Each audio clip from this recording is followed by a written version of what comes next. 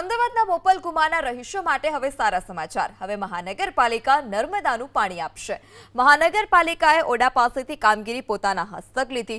ઓડા અને કોર્પોરેશન બંનેની કામગીરી અલગ અલગ હોવાથી વિલંબ થતો હતો।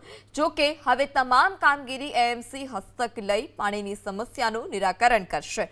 બોપલ ગુમામાં નવા કનેક્શન અને પાણી આપવાનો નિર્ણય હવે એએમસી કરશે।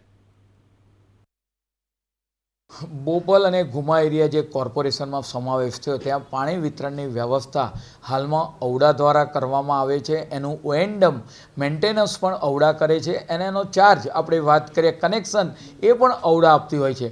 પરંતુ આ એરિયા જ્યારે મહાનગરપાલિકાની અંદર ભરી ગયો છે બોપલ અને ગુમા વિસ્તાર, તો આવનાર સમયગાળા દરમિયાન જે પાણીના જે વિતરણની વ્યવસ્થા છે એ અમદાવાદ મહાનગરપાલિકા દ્વારા કરવામાં આવશે।